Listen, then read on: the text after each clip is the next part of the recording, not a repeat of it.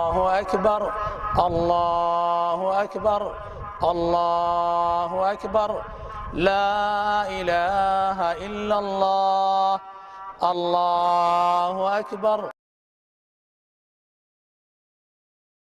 magaaladani Burco ee xarunta gobolka Togdheer ayaa saaka looga dareeray salaada Ciidul Fadriga waxaana lagu tukaday garoonka kubadda cagta ee LMC Stadium ee ku yaala magaalada Burco halkaas oo ahayd goobtii loo asteeyay in lagu guto waajibaadkaasi bartaas oo iskugu soo baxeen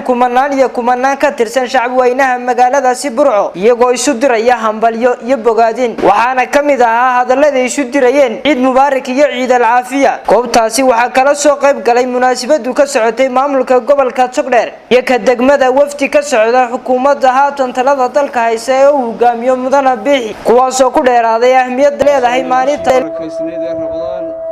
ilaahay subxaanahu wa ta'aala waxa ka baryaynaa inuu acmaashii aynu soo qabanay ilaahay naga aqbalo ilaahay waxaan ugu mahadnaqaynaa ilaahayna soo gaarsiiyay inaynu maanta ku ciidno inagoo acmaashii wanaagsanayd ee soonka lahayd ee sadaqada lahayd ee salaada lahayd inagoo caafimaad qabna ilaahay subxaanahu wa ta'aala inaynu gudanno oo inoo ogolaaday runtii halkan waxaan ka salaamayaa munaasabadda ciidda awgeed dhammaan ummadda muslimiinta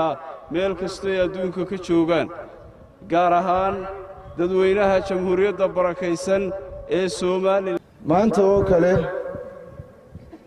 halkan khudbado badan aynu ka akhrinaa waxba muhiim ah mariya laba in la isxasuusiyaana waa fiicanta maadaama ijtimaaca muslimiinta intan la eg ee meel isugu yimaadaa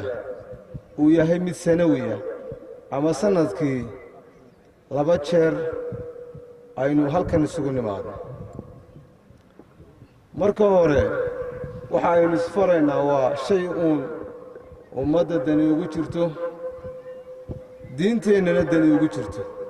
waxaynu nahay dad islaam inta la nool yahayna dhibaatooyinka iyo aafooyinku way iska badan yihiin allahu akbar kabiira walxamdu lilaahi kaiira wa subxaana allahi bukrata waasiila